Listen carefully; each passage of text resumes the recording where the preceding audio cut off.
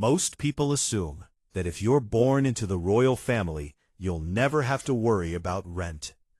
After all, we're talking about castles, palaces, country estates, and some of the most valuable real estate on earth. But a new controversy inside Britain's royal family has exposed something few people ever think about. Not all royals live by the same rules, and the numbers are raising uncomfortable questions. Because while Prince William and Kate Middleton are reportedly paying hundreds of thousands of dollars a year to rent their Windsor home, Prince Andrew spent years paying what amounts to almost nothing for one of the largest royal residences in Britain. The difference has reignited a debate that has followed the monarchy for generations. Who pays for royal privilege? And should the rules be the same for everyone? To understand the controversy, you first need to understand how royal property works. Most people imagine the royal family personally owns every palace, castle, and estate. That's not actually true. Many of the properties associated with the monarchy belong to a complex network of trusts, institutions, and organizations. Some belong to the Crown Estate. Some belong to the Duchy of Cornwall. Others belong to the Duchy of Lancaster. And some belong directly to members of the royal family themselves. The system is so complicated that even many British citizens struggle to understand it. But one thing is clear. These properties are worth billions, and the people living inside them often receive arrangements that ordinary citizens could never dream of. For decades, critics have argued that the monarchy benefits from special treatment.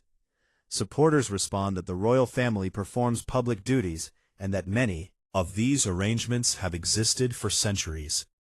The debate never really goes away. But Prince Andrew changed the conversation.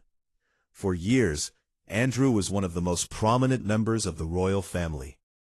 The second son of Queen Elizabeth II, a naval officer, a royal representative, a man often described as the Queen's favorite son. Then everything changed. A series of scandals destroyed his public reputation. His royal duties disappeared. His public appearances became rare. And many people began asking a simple question. Why was he still enjoying privileges that came with royal status? That question became even louder when details emerged about his living arrangements.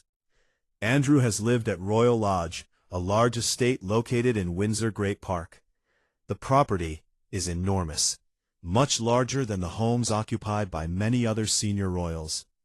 And according to reports, his financial arrangements became a source of growing controversy. Critics argued that someone no longer performing major public duties should not continue benefiting from special deals tied to royal property. Supporters argued that existing agreements should be honored. The issue became a political and public relations headache for the monarchy. Then came another comparison. Prince William. Unlike Andrew, William is the future king. Everything he does is viewed through the lens of the monarchy's future.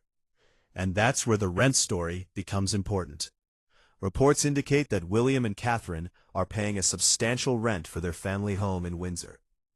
Supporters immediately pointed to the contrast. Here was the future king paying market rates, while another royal appeared to be benefiting from arrangements critics considered overly generous. Whether fair or not, the comparison was unavoidable. One prince represented the future. The other represented many of the controversies the monarchy is trying to leave behind. And that's why this story matters far beyond rent payments. Because it's really about something much larger. The monarchy's relationship with public trust. For centuries, royal privilege was simply accepted. Today, every financial arrangement is scrutinized. Every property deal is examined. Every expense becomes a headline.